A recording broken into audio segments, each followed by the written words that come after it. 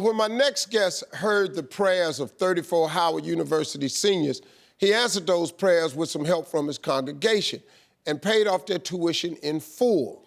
Please welcome Pastor Dr. Howard John Wesley. How you doing, man? Thank you, Steve. Good to be here.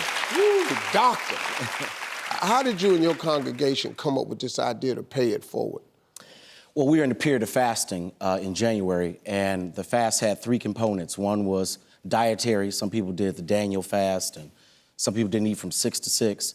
The second component was social media, withdrawing from social media for 3 weeks to spend time in prayer. And then the other was financial. And what we asked people to do was be in prayer about an offering you want to make, a sacrificial gift. Maybe it was the money you didn't spend on coffee or wine while you were in fasting. Yeah. We're going to bring it in, and we're going to give all of it to some needy people. In the middle of the fast, we were also in the midst of the government shutdown.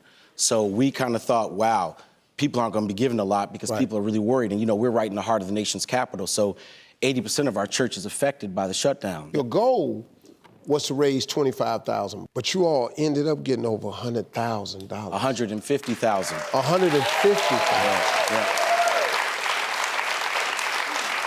Yeah. Okay, that's nice. That's a nice chunk of change, man. Yeah. So how does it feel, man, when you see that, knowing that you've changed the lives of these young people? It makes me tear up.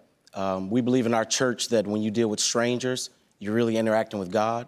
And that's how God measures our faith, not by our shout, not by how many Sundays we go to church, but how you treat someone who needs some aid and assistance. So it feels good. Yeah. That's really good, man. Now, you say, Pastor, that you got a challenge for each and every person watching today. What is that?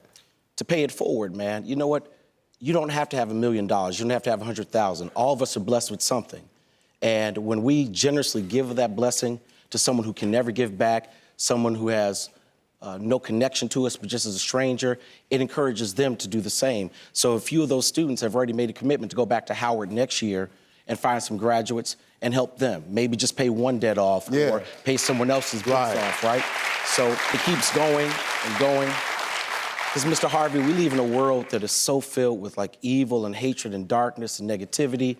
And you and I both know it only takes one light in a whole room of darkness to brighten. And we just want to put a light in one person's hands and say, go brighten up another room. Yeah, man. Yeah. I got to congratulate you, man. Thank you, sir. You know, you don't need $1 million. You need a bunch of everyday people. Everyday people make the biggest differences. Don't get it twisted. It's not the rich and famous that move the needle in this country, because we ain't the boots on the ground. And if you just bring in your 20, your 50, your 100, but enough of them do that, you got $150,000, but you done changed the lives of 34 people. Dr. Howard John Wesley, man, thank you so much, man, for the vision. Thank you, brother. That was powerful. And I want to say thank you to all the members of the Alfred Street Baptist Church in Alexandria, Virginia. If I come up that way, I'm going to swing through and holler at you. Thank you for your generosity, man. I hope their actions have inspired all of us to pay it forward and just be a little bit kinder to one another. We'll be right back, everybody. Hey, you made it to the end of this video.